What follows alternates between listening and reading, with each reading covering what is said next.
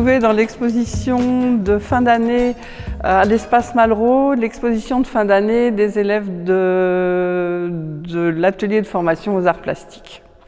C'est une scénographie qui parle de Scheherazade, des contes des mille et une nuits. Oh, c'est un thème qui est né comme ça lors d'une réunion de professeurs. Je crois que les professeurs des petits avaient envie de travailler autour des contes.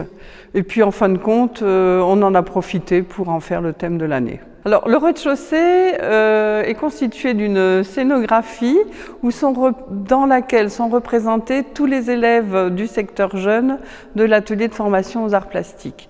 Et par secteur jeune, j'entends les élèves de 7 à une trentaine d'années qui viennent, alors les petits le mercredi et le samedi, et la classe prépa qui est là toute la semaine. Chaque élève a reçu une petite planchette de bois de 18 cm sur 40. Et sur cette planchette, il devait illustrer ou communiquer sur les contes des mille et une nuits. Il n'y a pas de nom sous les petites planchettes qui forment une frise. Il n'y a pas de nom et ils sont simplement représentés par leur photo. La photo de l'élève se trouve en dessous de chaque planchette. Donc on peut le reconnaître, mais ils sont habillés en Aladdin, comme le tapis de sol qui est derrière moi, qui est un mandala qui est entièrement fait avec du sable et sur lequel viennent flotter ou sont suspendues des plumes de paon. Depuis une trentaine d'années, je tiens dans ces scénographies à ce que chaque élève soit représenté. Alors soit représenté par un travail et par sa photo. C'est pour un peu qu'il y ait un mélange entre les petits et les grands, sans clivage. Et puis aussi pour que quand on rentre dans l'espace, on voit tout de suite le nombre d'élèves dans une œuvre commune. Dans l'installation centrale qui est là simplement aussi pour appuyer la scénographie et les travaux des élèves. L'installation centrale, donc où je disais avec un tapis de sable à la façon des mandalas, ce tapis de sable est entouré de jarres à la corde qui ont été confectionnés à l'atelier par des professeurs et puis par André Siegel entre autres. Et ces jarres, elles sont là parce qu'elles parlent un peu d'Ali Baba et les 40 voleurs, mais elles parlent de l'Orient, de la Provence, parce que ce sont des jarres à huile, des jarres à olive, etc.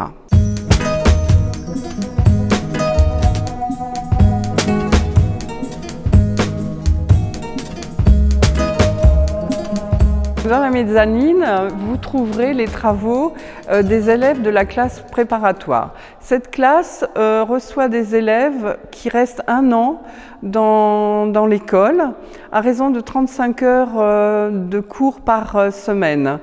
Ils ont des cours d'histoire de l'art, de photos, de dessin, d'expression plastique, de couleurs. Enfin, tout ce qui concerne les arts plastiques. Et ce sont leurs travaux, et surtout les travaux de fin d'année, parce que c'est vrai qu'au début de l'année, ils apprennent. C'est le b.a.-ba, c'est le solfège de notre matière. Et ensuite, vers la fin de l'année, ils arrivent à créer des travaux beaucoup plus personnels. J'ai toujours tenu à ce que les élèves de la classe prépa et les élèves périscolaires soient mélangés au moins pour l'installation du bas de notre espace. Comme ça, il n'y a pas de clivage entre petits et grands. Je crois que c'est important qu'à un moment donné, on mette en valeur aussi bien le travail d'un petit que le travail d'un grand. Après, c'est sûr que les travaux des plus petits se trouvent dans l'annexe. Ici, ils n'ont que leur petite planchette. Alors dans l'annexe, vous trouverez un très beau travail qui a été réalisé pour le Salon du Livre 2011 et qui est un travail autour du livre et autour de l'arbre, du papier et de l'écrit. Vous verrez des livres-objets réalisé aussi bien par des élèves de la classe prépa que des petits. Et puis il y a un travail intéressant aussi qui a été réalisé avec le sculpteur Dominique Angel lors d'un workshop. Il est resté à Colmar pendant quelques jours et il a travaillé avec les élèves pour dessiner des projets de sculpture. Et ce sont des très grands formats, ça fait 2 mètres sur 80. Il y a eu une passion autour du montage de cette exposition. Le montage des plumes qui sont derrière moi a pris 2 jours à 4 ou 5 élèves qui étaient sur un échafaudage et sur des échelles. Parce qu'il fallait que toutes les plumes soient à la même hauteur et c'était pas évident. Et puis en plus, c'était trop bas, trop haut. Ça. Bon, 2 jours.